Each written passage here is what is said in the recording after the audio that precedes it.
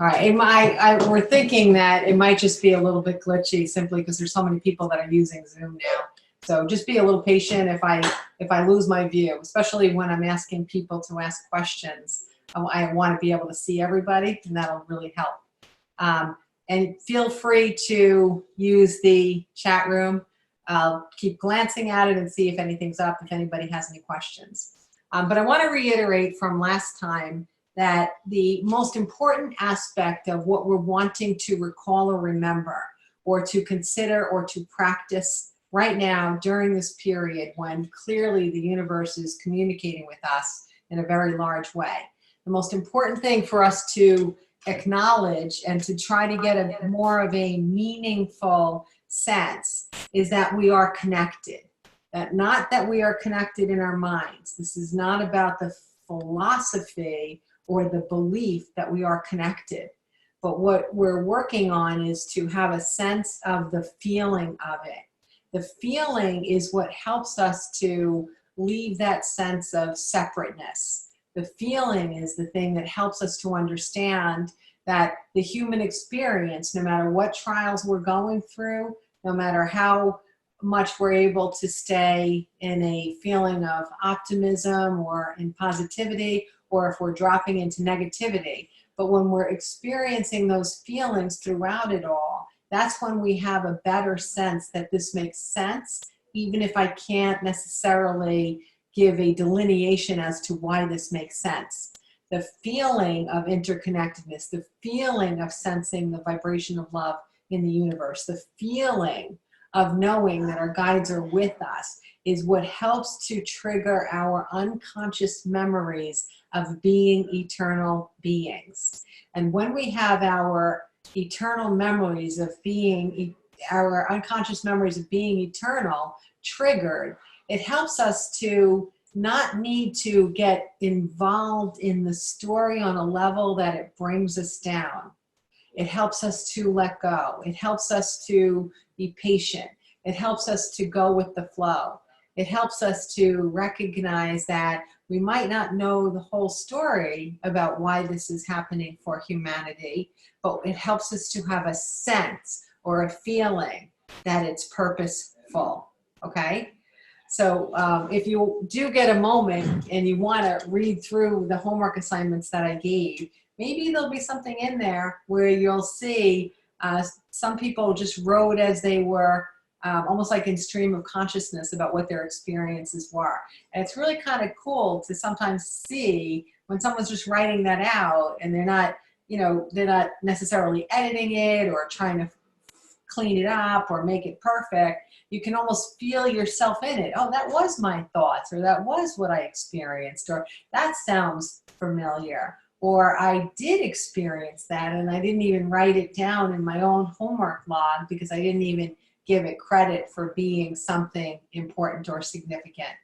So if after tonight or after we hang up, you want to go and read through those pages, it might be able to give you a spark of noting something that you hadn't seen before.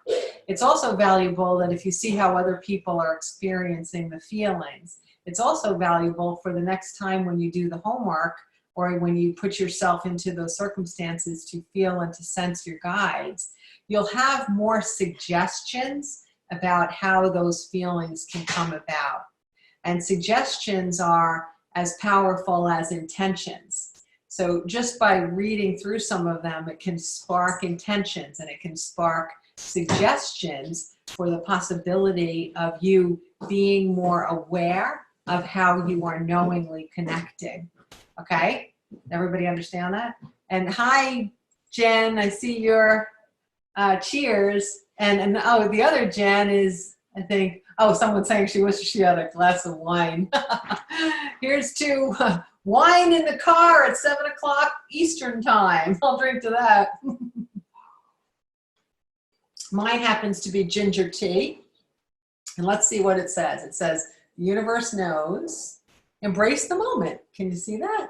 I don't know if you can. It might be backwards, but embrace the moment. And here we are, and I'm embracing the moment. What happens is, as you continue to practice this, even though I asked you to do this 3 times since last Saturday, It wasn't that you're done now and now you're magically connected forever. The whole idea is that you want to keep relinquishing yourself into this process. Now, fine tune it. Find out what's working for you, tweak it. I saw somebody wrote that the first couple of times it didn't feel like the things that they were hoping would happen happened, but then the third time she kind of sat up in a recliner instead of lying down, and that seemed to make a difference on the third time. As I explained to you, I've always kept my eyes open, and in the beginning when I had my eyes closed, it wasn't effective for me at all. So you do want to keep practicing, you do want to keep trying. If you're looking to even ignite the sensation of the feeling more, one of the ways that you can do that is even before you lie down and before you begin your half hour, one of the things that you can do is to stand up in a very, very, very strong, high reaching V with your palms all the way up to the sky or all the way up to the ceiling, and reach as far as you can. And stand there like that before you lie down. Stand there like that, reaching up, put your head back, and feel until you feel energy in your hands. And if you stand like that, with your arms all the way outstretched and your palms high, high, high to the ceiling or to the sky, you can stretch out in a little bit of a V, put your legs apart a little bit so that you feel like you have balance. If you stand like that for 10 seconds, 15 seconds, 20 seconds, even 30 seconds, what generally happens for most people is that they start to feel as if there's a ball of energy in their hands. It's almost as if reaching up to the sky, which metaphorically is the energy realm and where we come from eternally, it's almost as if we're tapping into it. And when you tap into it, you can almost feel the connection in your hands. So next time when you try this, if you hadn't had the success of feeling sensations in your body anywhere yet, try this action first of standing in the V.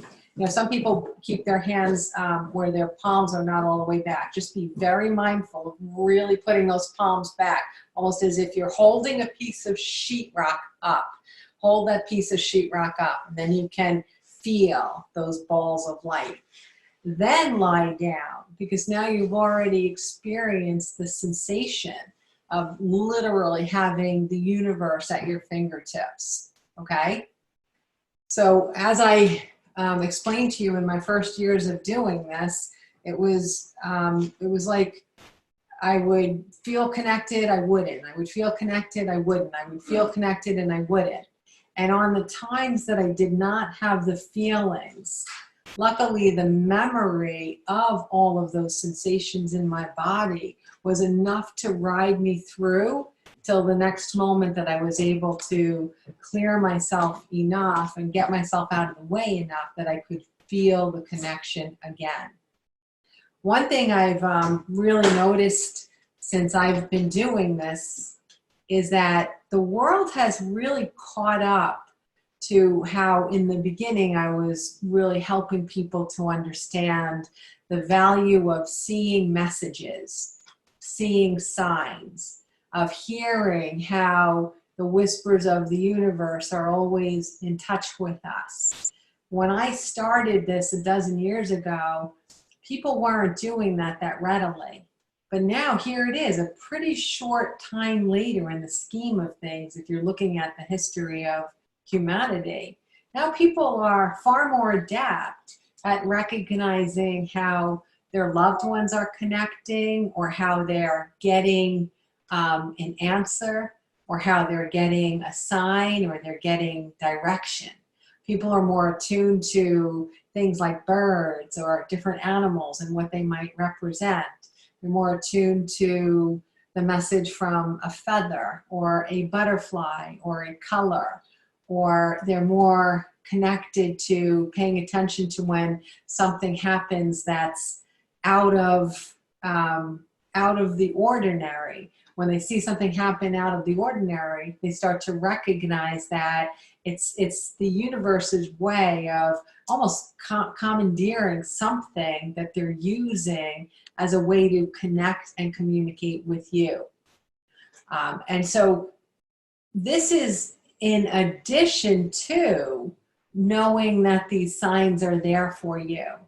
Because the difference between the feeling and the signs is that even though we get really jazzed and excited by signs, and even though we can jot them down and it feels wonderful, it still is landing in our head. It's not necessarily sweeping through our body. It's not necessarily validating that we are all one energy in a way that feels totally real in every cell of our bodies. So this homework assignment that I gave you, and what I'm asking you to continue to do, is to augment the way you're already beautifully and wonderfully attuning to signs and messages from guides and from the universe. Augment it by getting the feelings directly in your body from the universe, from our interconnectedness, from guides, from souls that love you. It develops and it gets stronger and stronger and stronger the more you practice. And as you practice, you start to get a sense of it feels like love. That's what love feels like.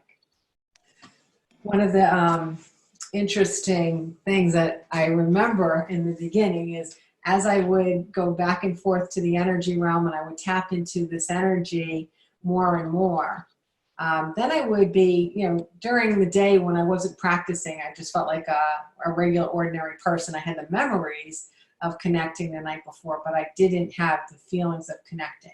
So I go through my regular day just like anybody else, not really feeling that, that deep connectedness. But then as I would start to do things that I would have done in the past, like I would watch a movie where I was vested in the ending of the movie. And at the end, those two people would, have that scene where they meet in the airport at the end and she doesn't fly away and they declare their undying love for each other. I would get like, I'd get the chills and, I'd start to cry or whatever I would normally do for, when I'm watching a movie. And all of a sudden I got the link. I was starting to recognize that those feelings of, oh my God, I love this ending, or oh my God, I'm in love with this, and oh, this is so great, go get that ending, go get that ending. All those feelings, and if you're reading a good book, or it has an happy outcome, or whatever happens, those sensations that fall all around you and over you and through you. I started to put together that it's the same kinds of feelings that we have when we're getting ourselves out of the way during this state and when we're feeling our guides. So one of the reasons why love stories and watching movies and wanting to see a happy ending, one of the reasons why we're drawn to this and one of the reasons why it proliferates and it gets us so moved at the end is because we're actually tapping into unconscious memories again. It's not just a feel-good movie. It's not just feeling good because it had a happy ending. It's not just happiness because of what you're watching. You're unleashing the feeling of love. You're unleashing your ability to remember exactly what that vibration is. And it's that vibration that we want to tap into. It's that vibration that we want to know more. It's that vibration that we want to feel. It's love. Love is exactly what it is. I've told some people this during sessions or in seminars, and I'll tell the story again because in the beginning when I was really learning how to communicate, I remember the profound effect this story had on me. And what it was I had a client in Miami, and he was a Coast Guard rescuer, like I don't remember if he worked for the Red Cross or the Coast Guard, but he was a rescuer. And he had many, many, many years of experience where he was one of the first people on the scene when a boat from the South was coming and people were trying to get into the United States, and the boats were packed with people, and it capsized or it was sinking, or something terrible happened. And he was oftentimes one of the first rescuers there. And he told me this story about one time they got to wreckage and there was about 80 people, and whatever the circumstances were, did not seem as though there was going to be a very high survival rate during this rescue attempt. And so he was doing triage on one young man, and he was keeping him comfortable in all this, and he knew that the man was not going to survive. So he's doing everything that he could to just keep him comfortable and make him believe in his own possibilities and so on. And while he was helping this man's whole family was on the boat. And he said to my client, he said, there was a girl, and I can't remember what color shirt she was wearing, but something like she was wearing an orange shirt. I saw her across the boat and she smiled at me. And he kept saying, did you see her? Is she okay? Can you tell her I'm okay? Can you tell her I'm here? And as he was telling me the story, it was almost as if I had like guides narrating to me as he's telling the story of this young man, that here he is, he's close to actually leaving his body and returning home. But the only thing that he could connect with, the only thing that he could care about in that moment was the potential of someone loving him, someone he didn't know, someone he didn't have one word with. Nothing else mattered except the possibility of love. And what that helped me to cement my recollection of is that this is how we know that the only thing that matters on this planet is love. It's the only thing that matters.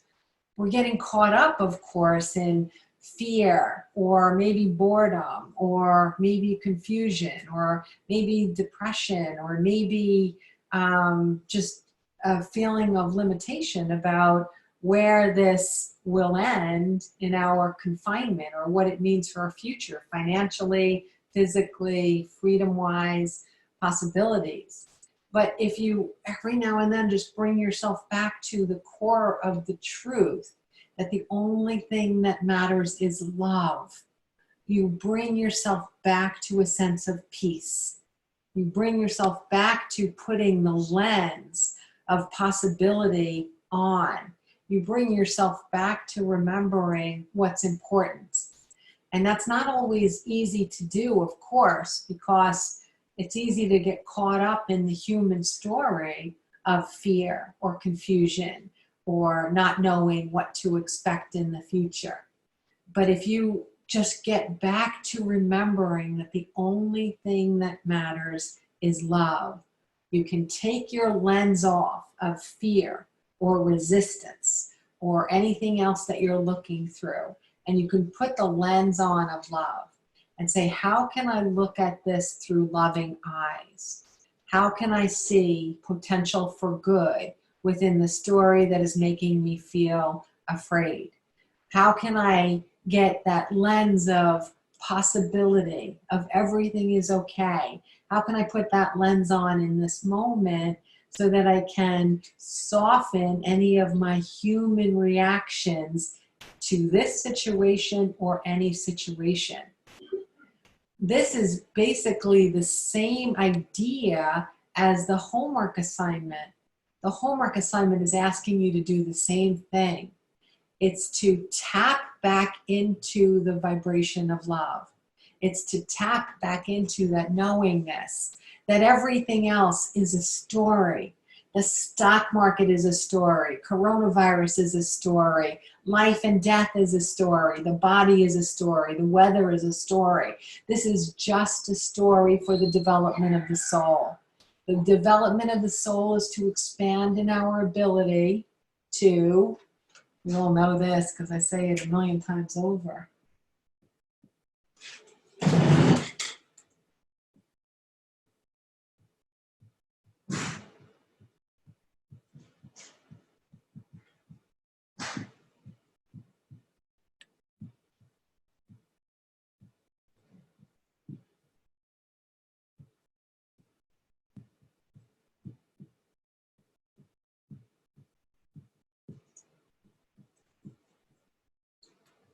That's all it is. That's what we're doing here.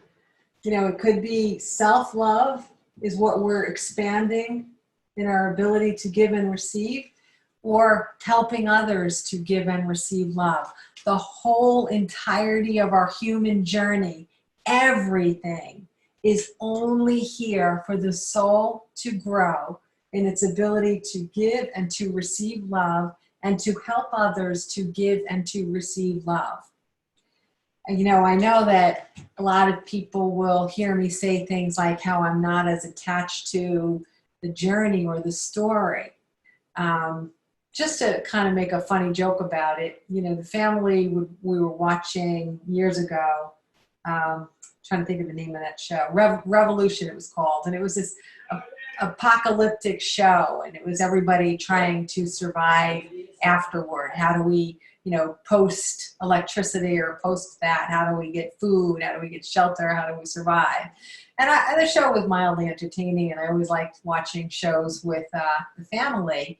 But it was really funny because my daughter and I, one of my daughters, we were both like, you know what? If we get down to it, it's like, if I'm going to fight someone over a meal, if I'm going to fight to stay alive, and that's going to be the entirety of the rest of my life, I'd just as soon go home, you know, because I'll know that I'm not expanding in my ability to give and receive love. So I don't really feel as connected to needing to stay into that story anymore.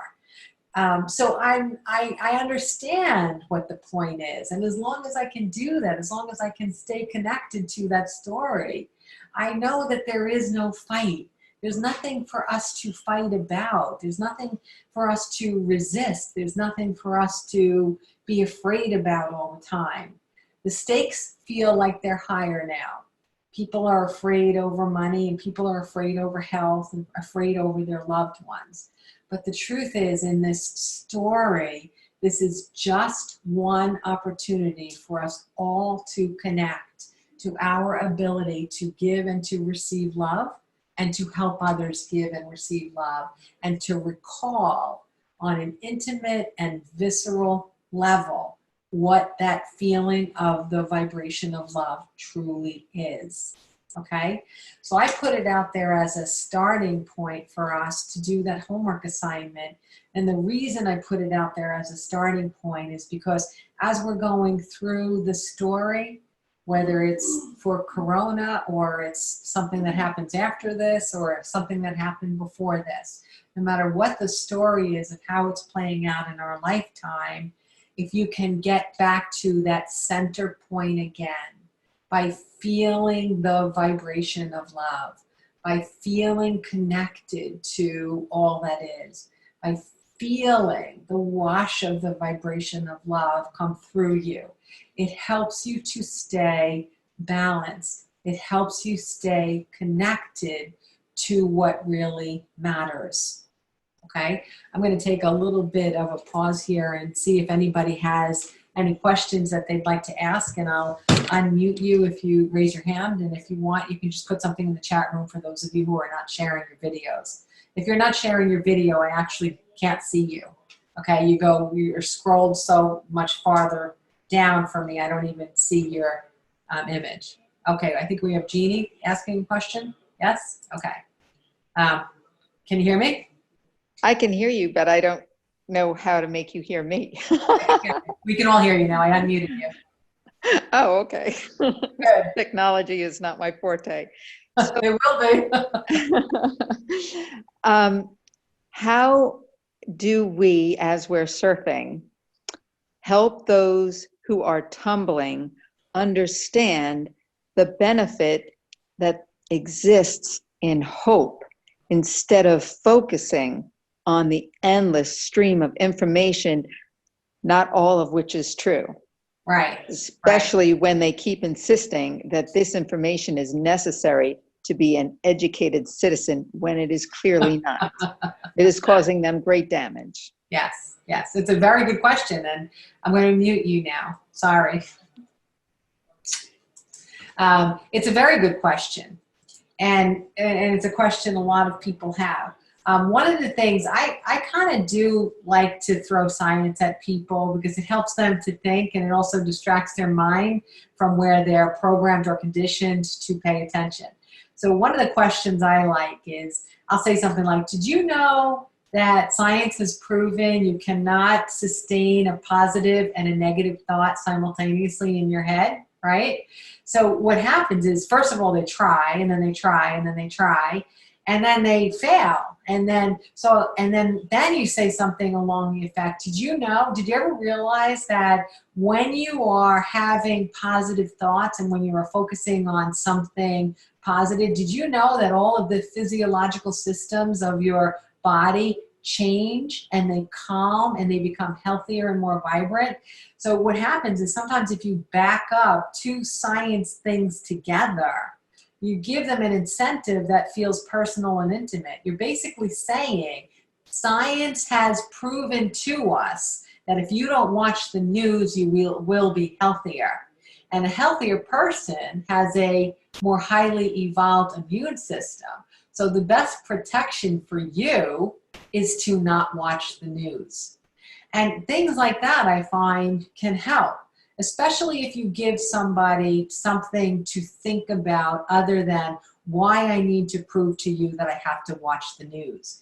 You take them away and say, did you ever realize that you cannot sustain a positive and a negative thought simultaneously? It's a little bit like saying to someone, did you know that you can actually not physically lick your elbow? But I got to get gallery view because I'm about to watch 20 people try to lick their elbows. Let me see, everybody. Come on, lick your elbow. Anyone? Anyone? Right? See, so what happens is, you're not thinking about turning on the news. You're thinking about, can I actually, come on, this arm's shorter. I bet you I can lick that elbow. It's a little bit like doing the same thing, even with adults. If you start with a scientific fact and you give them that to try to disprove, and then they see it's true, and then you back it up with the benefit of knowing that it's true. That's one of the ways that you can help people, okay? I can't really say what's going on in the news. I can't even remember when this began. I don't have any sense of time whatsoever, but I have not yet watched 1 minute of news at all, not 1 minute. I haven't been tempted to. I have no desire to go there. I recognize this fact. Most people, even if they don't necessarily fully believe it, they have this, they'll dance around the possibility, and they have hope in the concept of spontaneous healing. And if you were to really kind of look at the science behind spontaneous healing, what it really is that the body ignites the healthy cells, and the healthy cells become vibrant and more active, sort of like little Pac-Man eating up the not so healthy cells.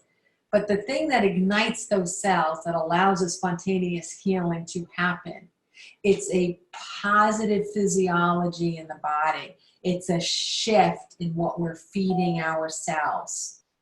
So what I recognize, and first of all, the news is stupid in my opinion, number one. But the reason I don't feed myself the news is because I know my cells are more vibrant, because I'm only feeding it things that keep them healthy, okay?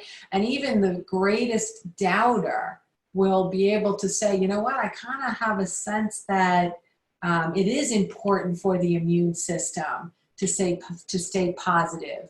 I do feel healthier when I'm having an attitude of possibility instead of an attitude of depression or gloom or doom.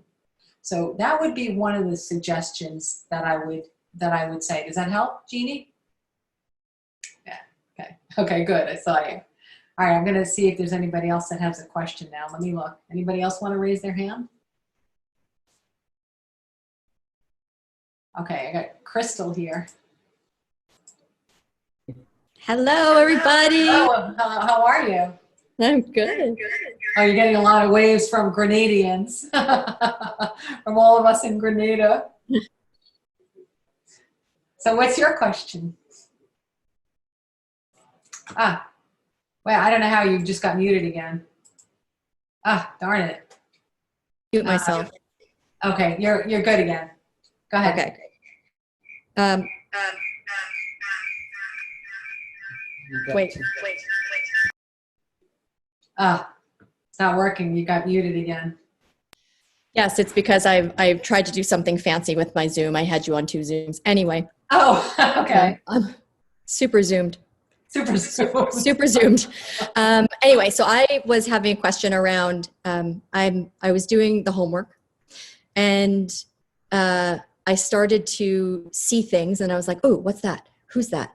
And so then I just kind of like got in my head. So it's like I want to observe because I want to be connected, but then I keep thinking, "Am I connected? Is this me being connected? Is it just the sunshine in my face? Like, what is this? Oh, there's the wind. Oh, the wind just went. Oh, who's that? Yes. How do you kind of Yes. Okay. keep things? All right, I'm going to mute you. No offense, Crystal. Love you. Okay. It really is a great question. What I suggest to people is that when you are learning how to connect with guides, give yourself as many generous wins as you can. There's actually no downside in saying that I think this happened. There's no downside in having an extra win, even if it wasn't an actual connection. What it does is it breaks down your barriers. It gets rid of all of the resistance that we have learned from being human that says that we are separate or we are isolated. Even if you take a few extra wins, and suppose only 7 out of 10 of them were, authentic communications from our guides, it's okay.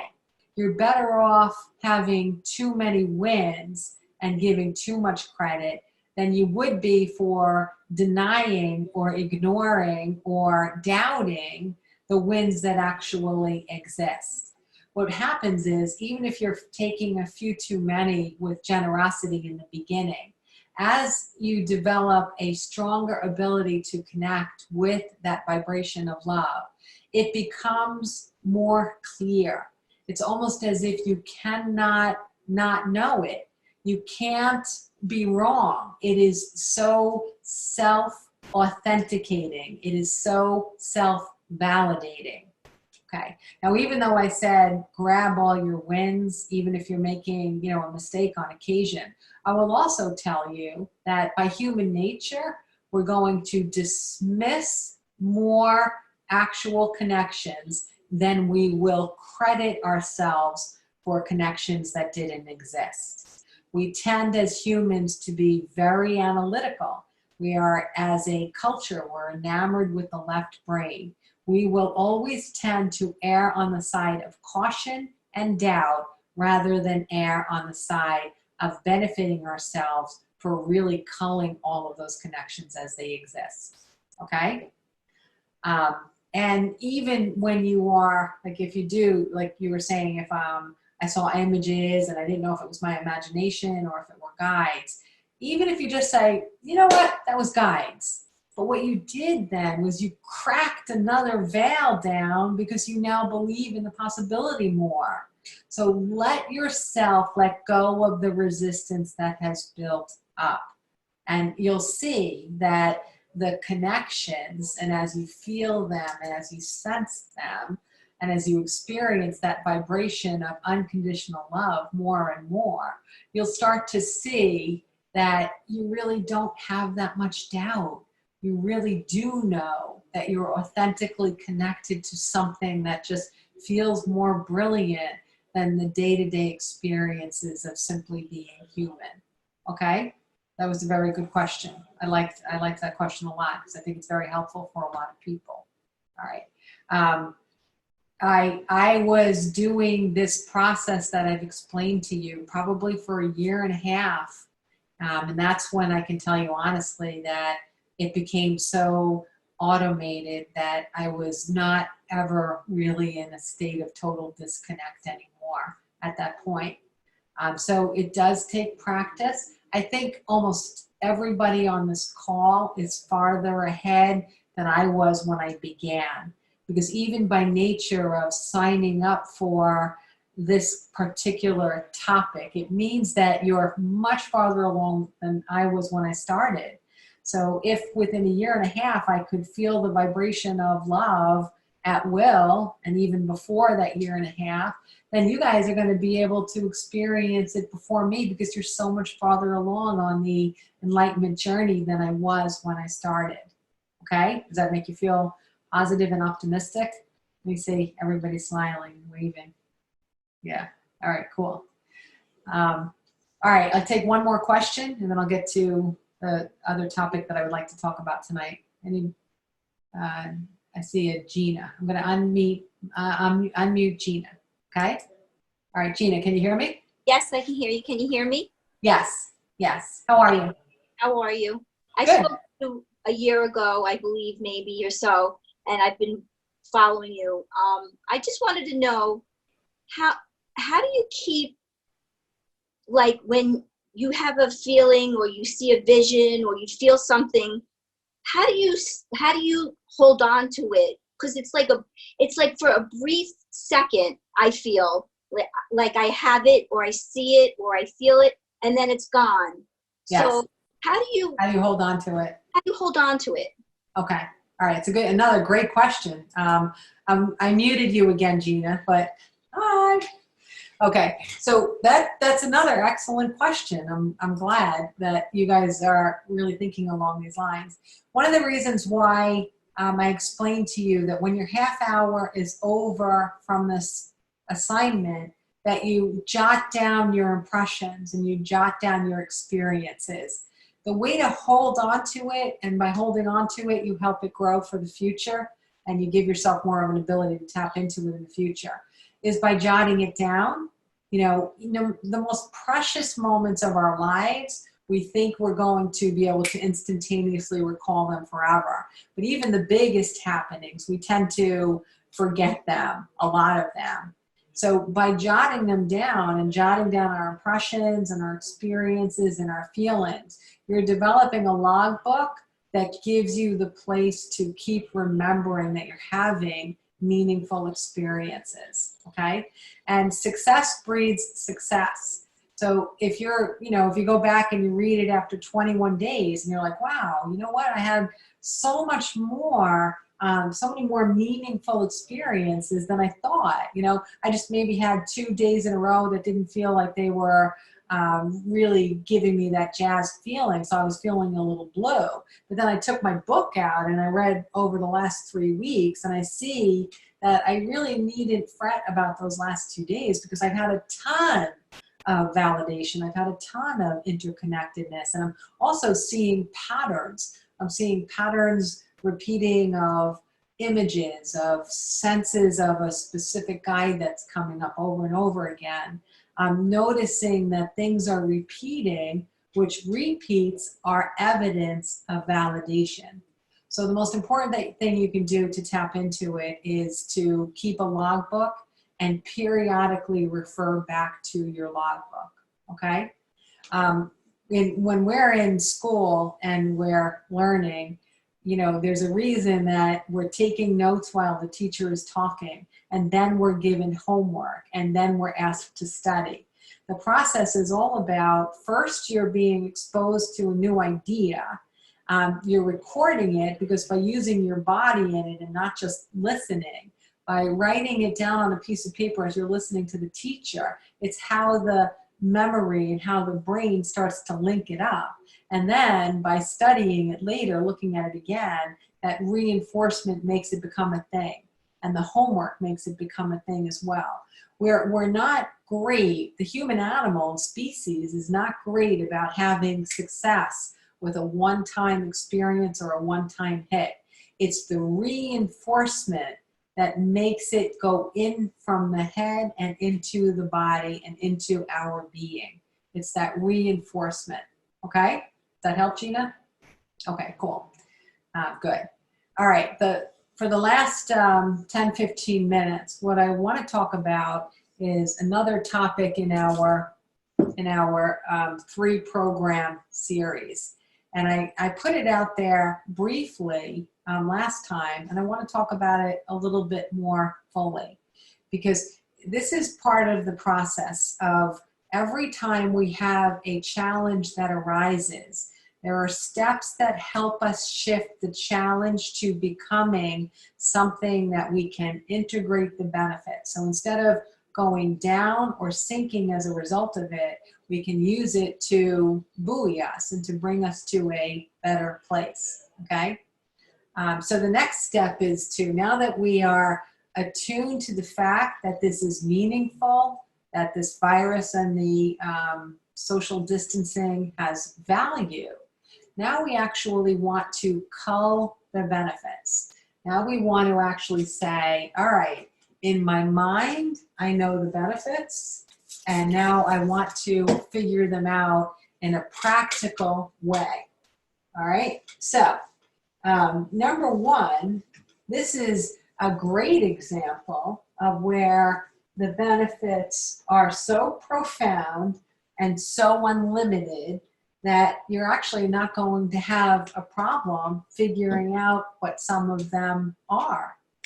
It's also a great example for us to be able to see that we are individuals having a collective experience, because this is one of the first global experiences of challenge that we've ever had, where there is no separation, there is no discrimination, there is no group that's affected while other groups are untouched.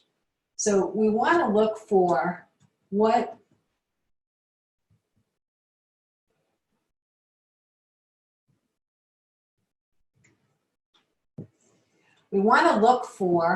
are the benefits of this particular challenge.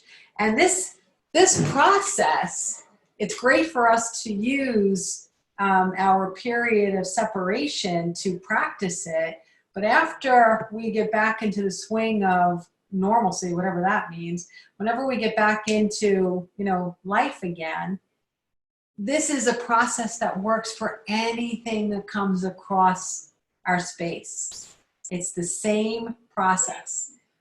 One thing I recognized is that from when I began channeling books and doing seminars and doing coaching in 2007 through probably 2012, I was giving a lot of information out there about manifesting reality. I was teaching people about our energy and how reality is created. Then from 2012 to 2018, I recognized that guides spent almost all of their energy focusing on individual growth, getting rid of masks and layers, finding the core of how to fall back in love with yourself, growing through a growth in self-love. So we then took the power of manifestation and the development of self-love and fused them together to have a lot of people who now understood that they are powerful beings, okay? So in all of that period from 2007 to 2018, I didn't realize it, but guides were really growing points of light on the planet. Points of light are those who can be more connected to soulful wisdom, less connected to the ego. We talked about the ego versus the soul last time. And therefore, they can be of value in bringing other people from the ego to the soul. So one of the things is that even as we have spent so much time growing as individuals, we've gone through periods of getting rid of that which no longer serves us, learning how to interpret when we were abused or neglected and the effect that it had on us, to let go of any of the pain that we were carrying. We learned about forgiveness. We learned about letting go of blame. We learned about how everyone's doing the best they can within their level of awareness. We learned how to let go of regret. We learned how to let go of shame. We learned how to fall in love with ourselves. That journey of growing as an individual, all the things that I rattled off, we've done it to some degree or another. It doesn't mean we're finished. We're never finished growing individually, okay? But the more we love ourselves, the more we have more vibration available, an overflow of our self-love to be able to direct to others. So as we're looking for the benefits in this global crisis, we do care about the individual benefits, because when we see value in a challenge for ourselves personally, it helps us to feel full. It makes us feel as though we're not depleted. And when we feel full, we have an overflow of abundance of anything that we can share if we choose to. We don't have to share it, but it does give us an overflow of abundance that we can share if we choose to. So right now, what we want to do is we want to really look through, in this challenge, what are the benefits to me? Doesn't mean that we have had to experience and integrated the benefits yet, but it does mean we want to really think intuitively and purposefully about what value this period of life could potentially have for us.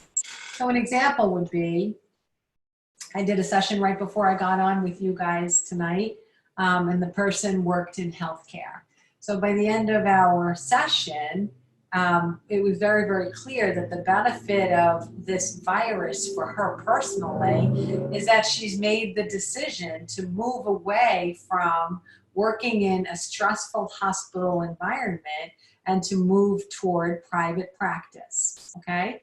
So she got all excited by the end of the session just by making that simple decision, that this helped her to see that with the way that insurance companies work and the way hospitals are always looking at the bottom line and the numbers, and that they're following a dollar, sometimes more than they're following the principles of soulful choices, like how much time we're spending with patients and how we're making people feel and what kind of compassion we're able to experience and share with others. This helped her to see that it didn't seem as though that setting, the hospital in which she works, was going to get back to the core of soulful behavior.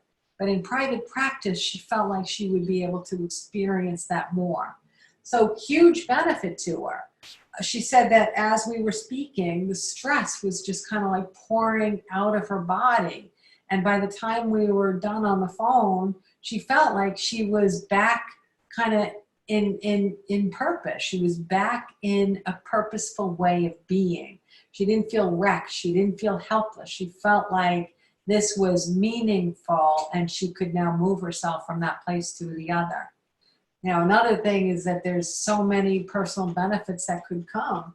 It could be that you're living with someone and you just realize, you know what, when this is over, I'm going to choose not to live with that person anymore. Or it can be that you fell back in love with somebody in your home that you got to see new aspects of them.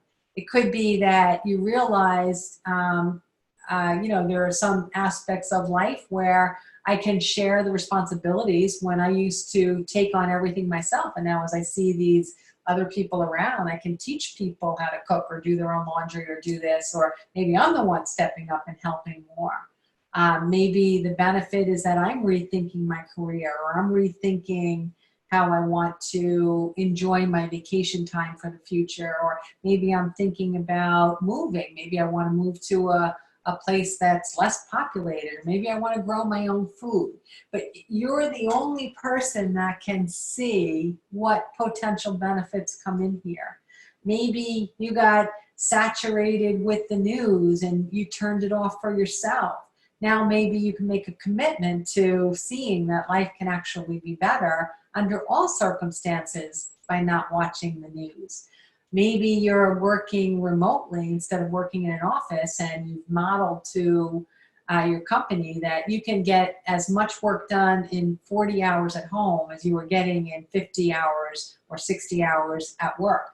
And so you can help with the rest of the staffers to persuade the organization to get back to actually caring, not giving lip service to, but caring about the quality of life of the employees. So there's a ton of different ways that you can see that there could be benefits. Maybe being locked up inside, maybe you started to go outside. Maybe you found new interest in nature or moving your body or found some parks or walking the dog more. There's definitely benefits. Maybe you got sparked to do something creative, start a new hobby, start a new craft, find new sides of yourself. Maybe you've been enjoying this half-hour process every day or so and you're starting to feel more connected with your guides. Maybe this is the perfect time to develop your intuition even more, okay?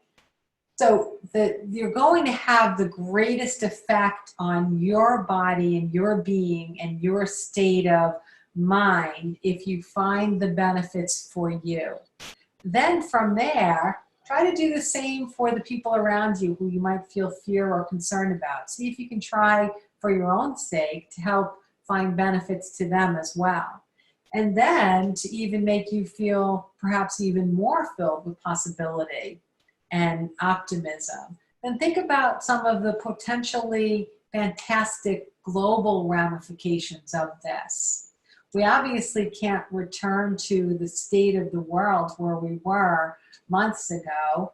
So what are the new things that can emerge? What are the new possible ways that we can enhance soulful living?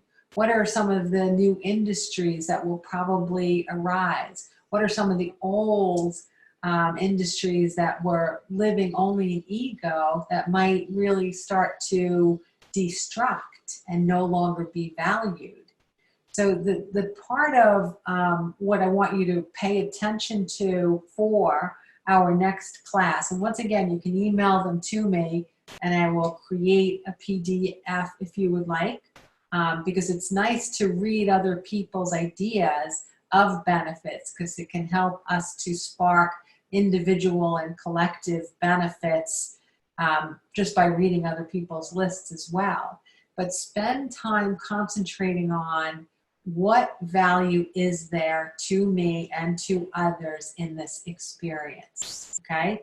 There is nothing that ever happens on the planet that doesn't have value, that isn't there to ignite an awakening individually and collectively.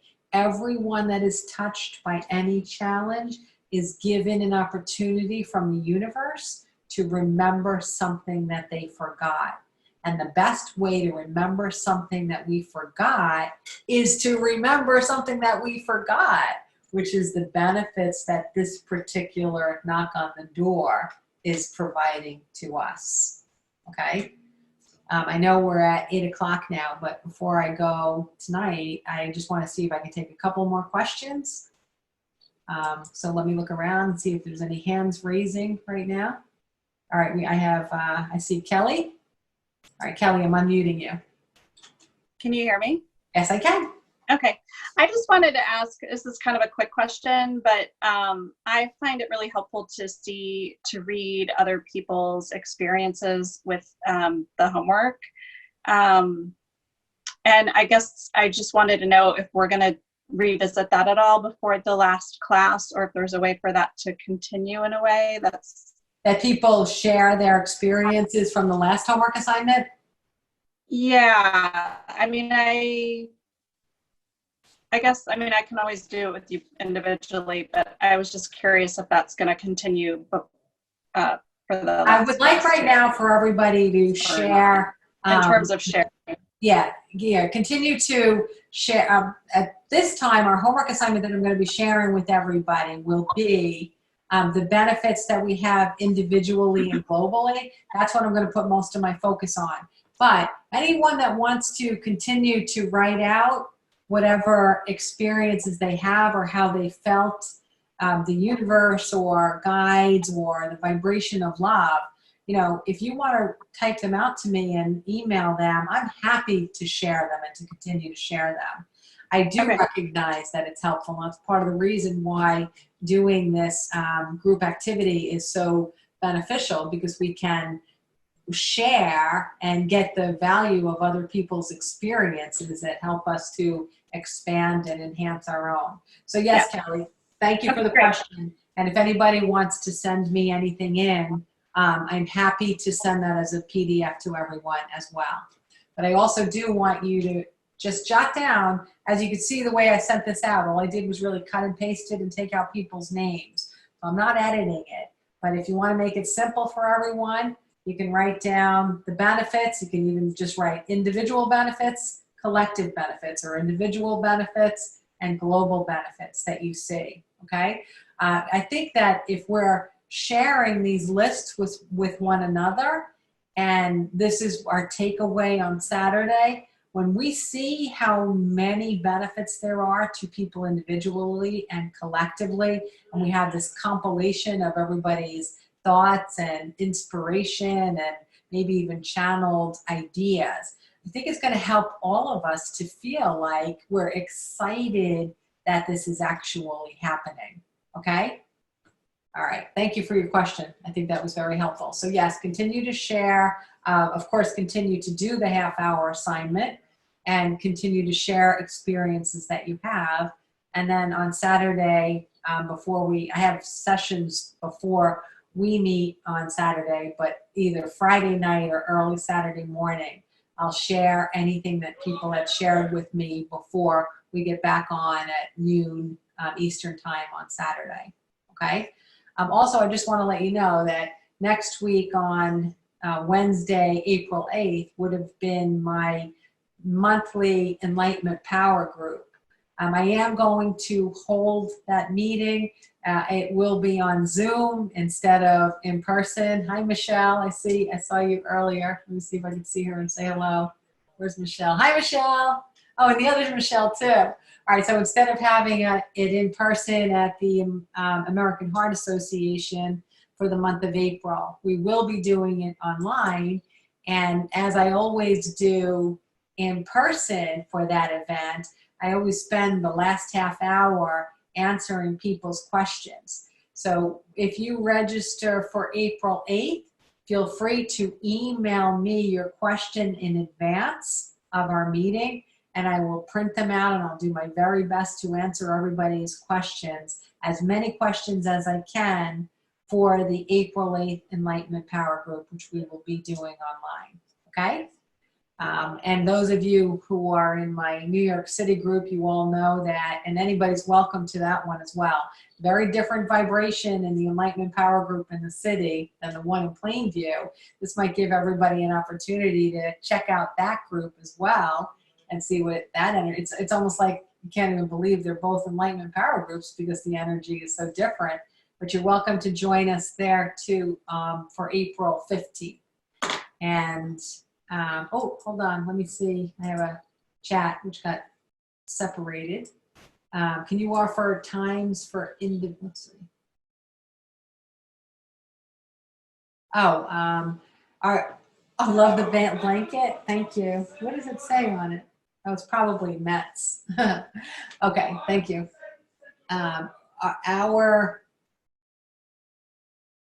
Yes, you're giving your own personal individual benefits, or you can point out other people's benefits if you're seeing them, okay? And then definitely global benefits.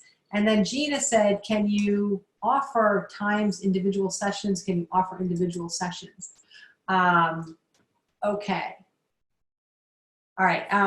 Okay, Gina, if you're looking to have a one-on-one session with me, or anybody is, the best thing to do is to just email me, Karen@KarenGarvey.com, and then let me know what days or times of day are typically best for you. I'll give you a couple of choices for appointments, and I'll email you back. Email's always easier for me because I spend a great deal of time on the phone during the day with coaching clients and with sessions.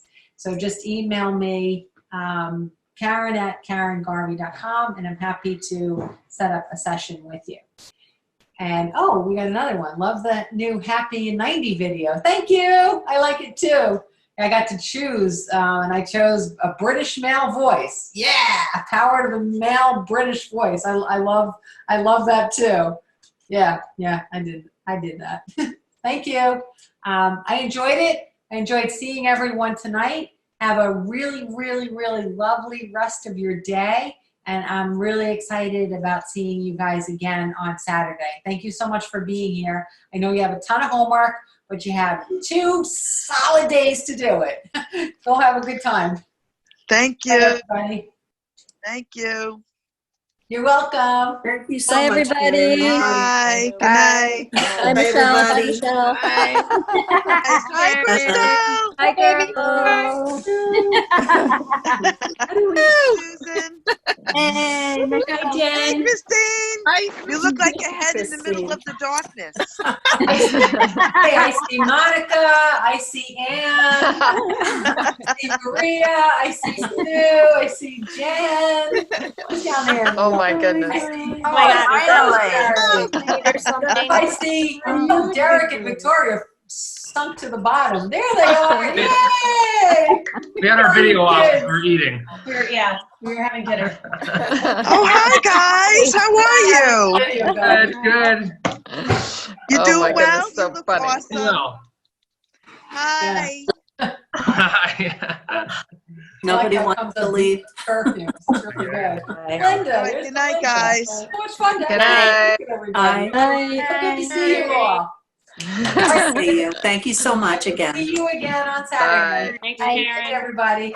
Thank you. Everybody. Thank you. Thank you. Bye, Good everybody. night.